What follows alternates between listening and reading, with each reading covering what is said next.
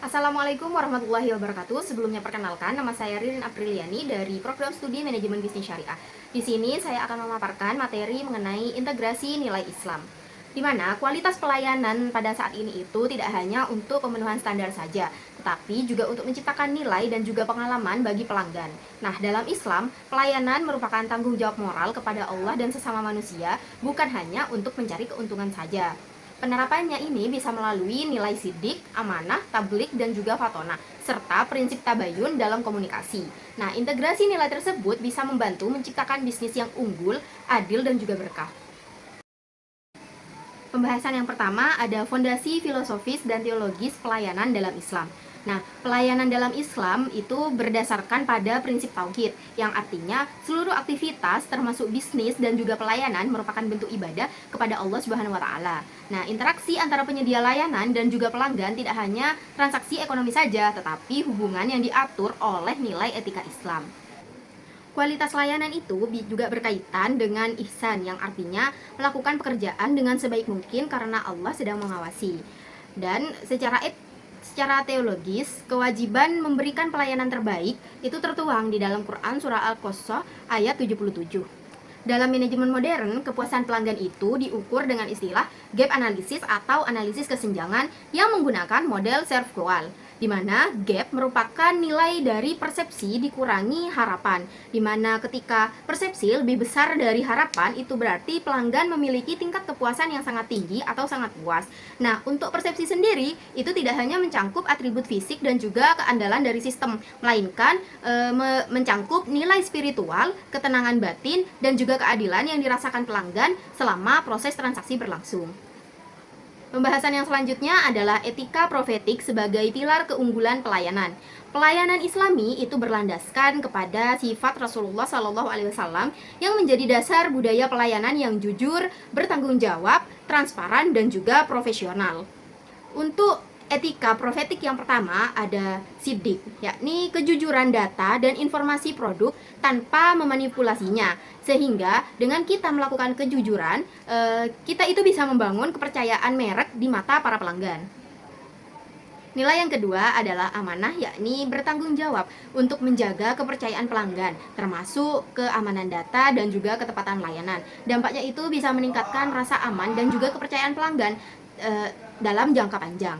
Nilai yang ketiga ada tablik, yakni transparansi, biaya, edukasi produk, dan juga komunikasi yang santun. Dengan kita melakukan etika tablik ini, kita bisa meminimalisir kesalahpahaman dan juga sengketa transaksi.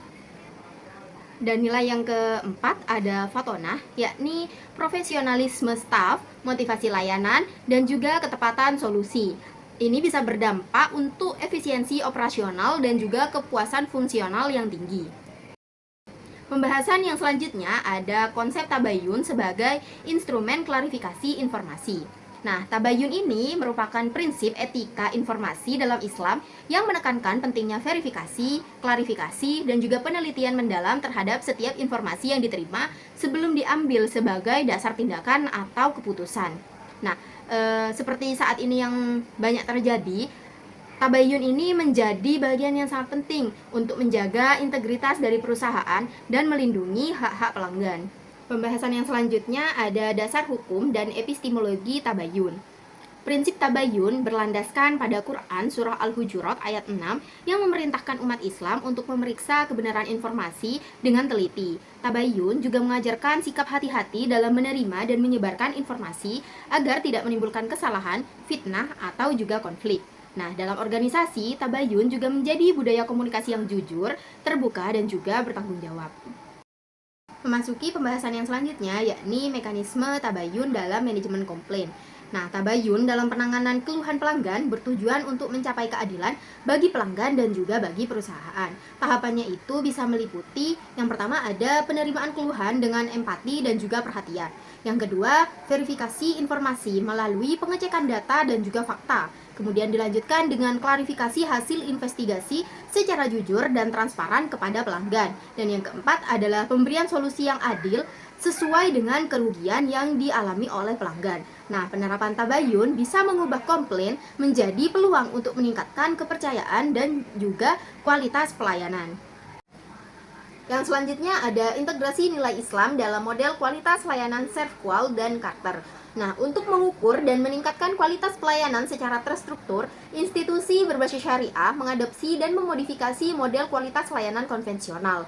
Model ServQual, yakni Tangible Reliability, Responsiveness, Assurance, dan juga Empathy, yang dikembangkan oleh para suraman dan kawan-kawan, diintegrasikan dengan nilai-nilai Islam menjadi model Carter, di mana C merupakan compliance, A merupakan assurance, R merupakan reliability, T merupakan tangibles, E merupakan empathy, dan R merupakan responsiveness.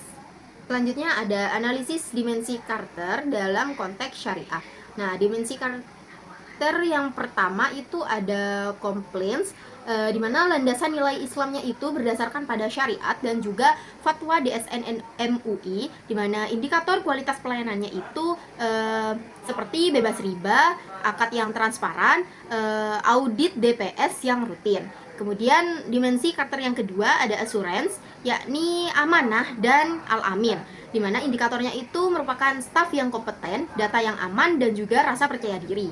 Kemudian ada reliability, di mana landasan nilai Islamnya yakni sidik dan juga wafa, di mana indikator kualitas pelayanannya berupa akurasi transaksi, layanan yang tepat waktu. Dan dimensi Carter yang berikutnya ada tangibles, di mana landasan nilai Islamnya ada toharah dan juga jamal atau keindahan. Indikator kualitas pelayanannya itu merupakan fasilitasnya yang bersih, penampilan yang sopan, dan teknologi yang modern. Kemudian dimensi yang berikutnya ada dimensi empati, di mana landasan nilai Islamnya berupa ihsan dan mahabbah, di mana indikator kualitas pelayanannya adalah ramah, perhatian yang personal, dan mendengarkan keluhan dari pelanggan. Kemudian dimensi Carter yang terakhir ada responsiveness, yakni fatona dan juga jihad profesional, di mana itu merupakan solusi cepat, proaktif, membantu, dan juga tanggap darurat. Selanjutnya ada implementasi strategis di berbagai sektor pelayanan Islami. Nah, integrasi etika profetik dan tabayun itu telah diterapkan di berbagai sektor pelayanan syariah untuk meningkatkan kepuasan dan juga loyalitas pelanggan. Yang pertama ada sektor perbankan syariah, di mana customer service itu mulai menerapkan prinsip 5S, yakni senyum, salam, sapa, sopan, dan juga santun, serta nilai sidik, amanah, dan juga tabligh dalam pelayanan dan transparansi informasi kepada nasabah. Yang kedua ada di sektor kesehatan, di mana rumah sakit syariah menggabungkan kompetensi medis atau fatona dengan pelayanan yang ramah, empati, serta dukungan spiritual bagi pasien. Yang ketiga ada di sektor bisnis mikro dan UMKM. Etika bisnis Islam diterapkan melalui kejujuran dalam harga dan timbangan, transparansi transaksi, serta persaingan yang sehat, sehingga bisa menciptakan kepercayaan dan juga loyalitas pelanggan. Pembahasan yang berikutnya adalah dampak integrasi nilai Islam terhadap loyalitas pelanggan. Nah, penerapan nilai Islam dalam pelayanan itu bisa meningkatkan kepuasan dan juga loyalitas pelanggan karena layanan yang diberikan secara adil dan sesuai dengan prinsip syariah. Dampaknya antara lain itu yang pertama ada meningkatkan kepercayaan pelanggan terhadap perusahaan. Yang kedua bisa mendorong rekomendasi positif atau yang biasa kita kenal dengan istilah word of mouth dari pelanggan yang puas. Dan dampak yang berikutnya ada meningkatkan loyalitas pelanggan sehingga tidak mudah berpindah ke pesaing yang lain. Nah, pelayanan berbasis etika Islam juga bisa menciptakan bisnis yang berkelanjutan dan juga penuh integritas. Selanjutnya ada tantangan dan rekomendasi pengembangan kualitas layanan Islami. Untuk tantangan, di mana kesenjangan antara pemahaman nilai syariah dengan praktik layanan sehari-hari. Nah, perkembangan teknologi dan media sosial yang menuntut proses tabayun cepat namun tetap akurat. Untuk rekomendasinya sendiri bisa dengan melakukan internalisasi nilai secara terstruktur, mengintegrasi teknologi dalam tabayun, meningkatkan kompetensi spiritual dan profesional para staf, dan melakukan audit kualitas syariah secara berkala. Baik, mungkin itu saja yang bisa saya sampaikan. Kurang dan lebihnya saya mohon maaf. Semoga bisa bermanfaat. Wassalamualaikum warahmatullahi wabarakatuh.